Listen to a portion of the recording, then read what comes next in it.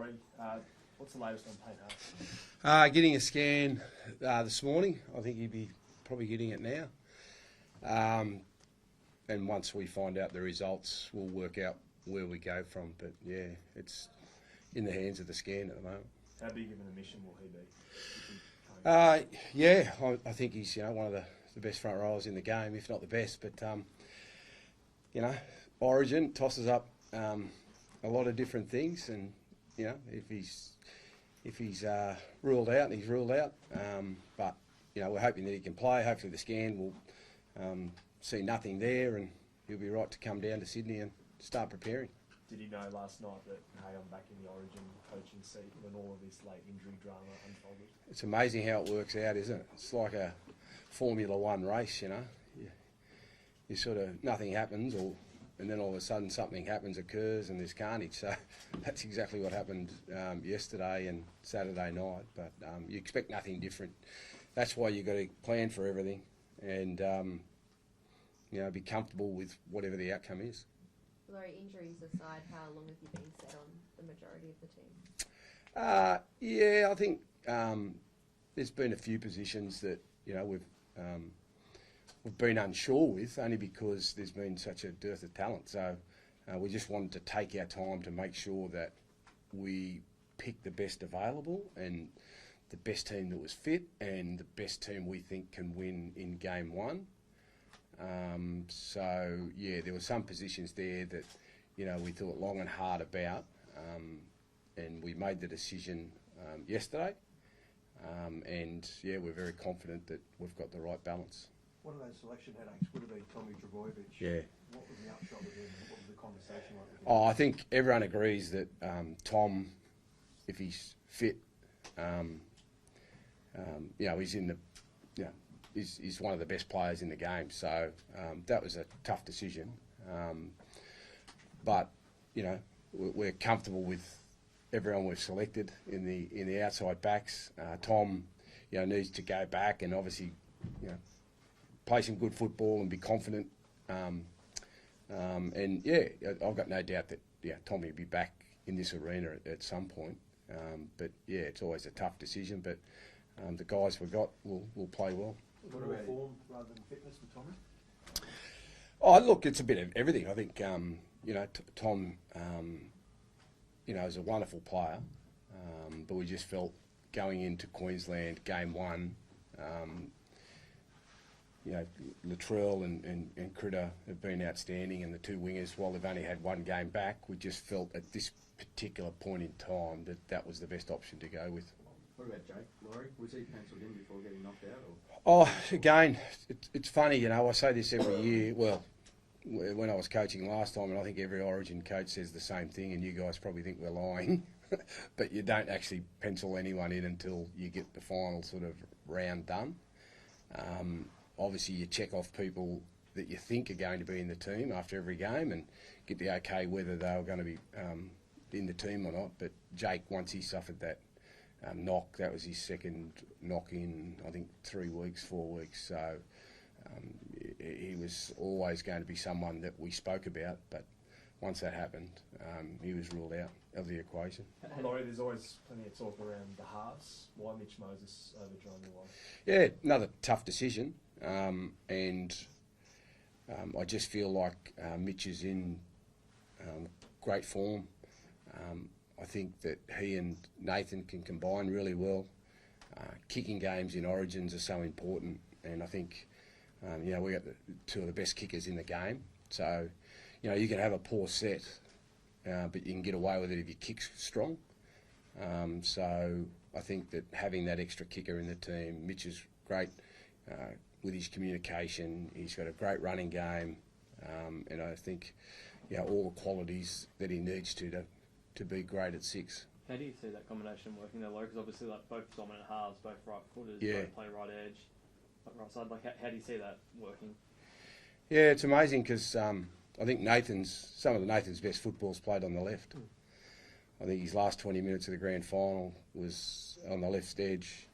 I think Magic round when they beat the Broncos, he drifted across to the left a bit. So I don't think he needs to be pigeonholed. I think Mitch can play both sides, so it'll be a wait and see. Laurie, how close was Terrell May and what more does he have to do to get, or what did you want to see for? Yeah, I just think the others playing better than Terrell May. All the things that I'm looking for from a player.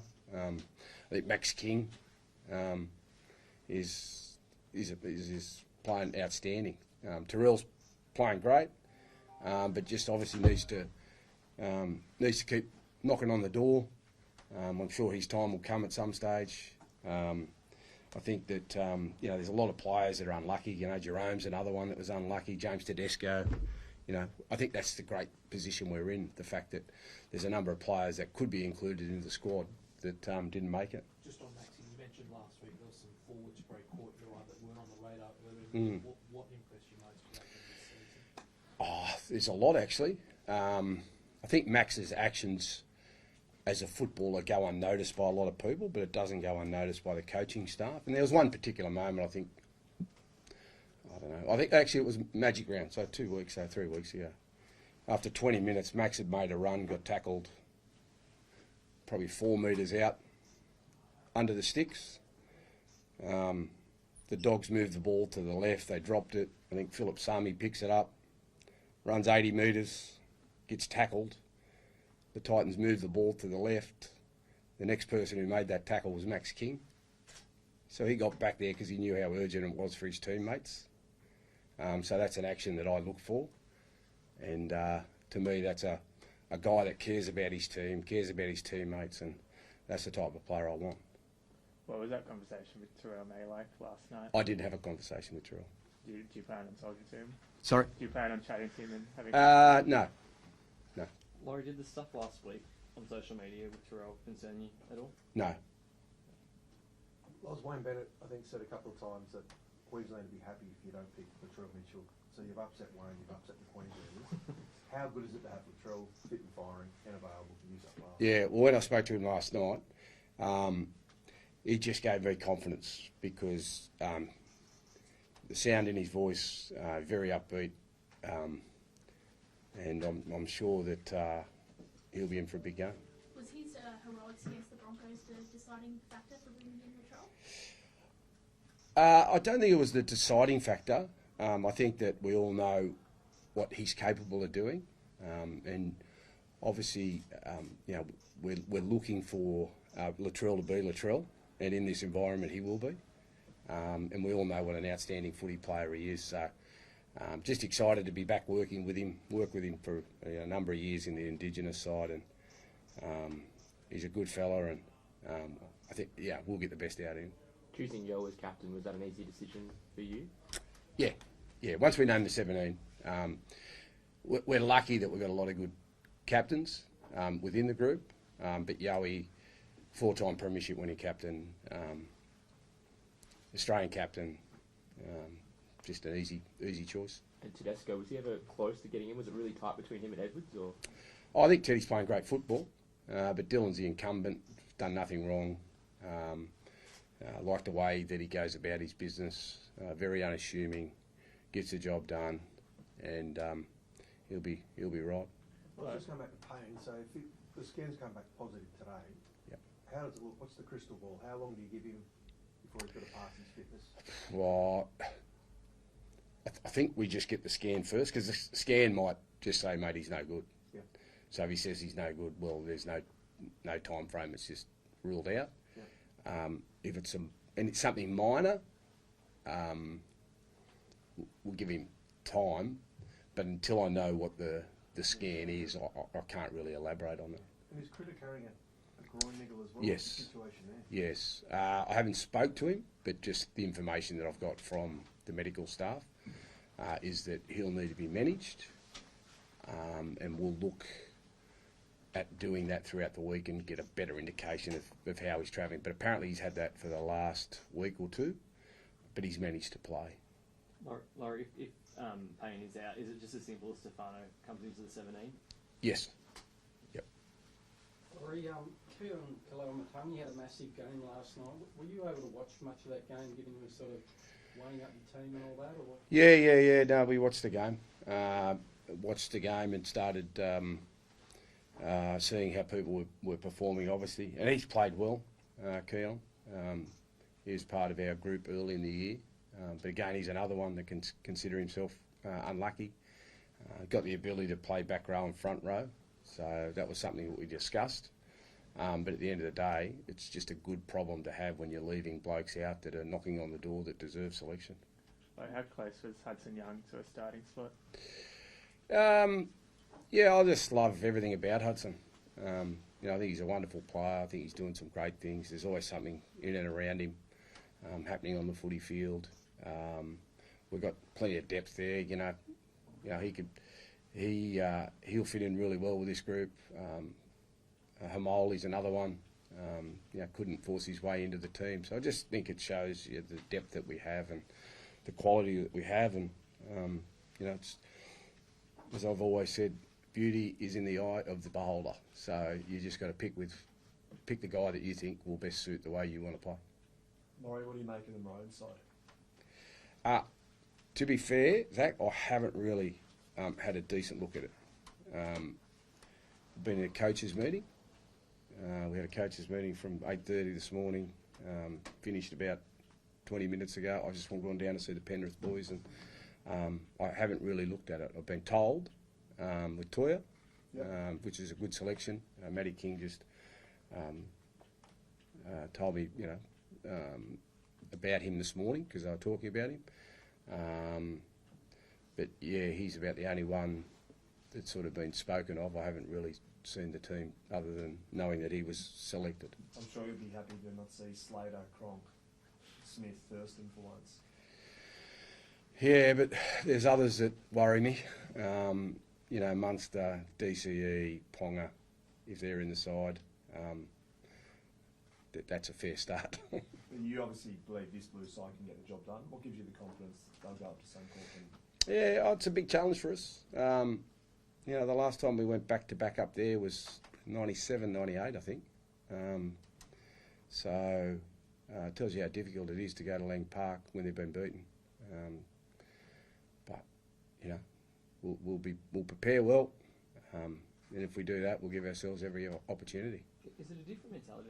Obviously, in your last 10 years, coach, I know you went to the series in 2014, but generally New South Wales were coming in trying to break a really dominant Queensland team, and they're always favourites. It was always about them. Is it a different mentality where this time for you, New South Wales are defending a shield, and will almost certainly go in as pretty heavy favourites into next week? Look, I don't think like that. I always just think of making sure that I do the best job I can do, and have the players in the best headspace, provide the right opportunity for them in our environment for them to play well. I don't care whether we're favourites, underdogs or whatever. I know that this team will be ready to go, and we're just got to execute on the night. But Queensland, I know what they're preparing, and I know how hard they're going to come out, and I know that our blokes will need to be aware of what they're about to face, because it'll be a different Queensland side than what they faced last year. Why are you a better coach? Loz, 7 years on. You look pretty relaxed. You're very calm. Yeah. What do you think? What do you think would be better equipped this time around? Say the first time around with the Blues. Oh, gee. I don't know, mate. I don't know. One thing I know is that the side will be well prepared. It'll be prepared, and we'll give our best. I'm really excited about the group I get to work with. I know they'll want to perform well, and they'll look to defend their title, but with that comes a bit of pressure. But again, it's all about the first game.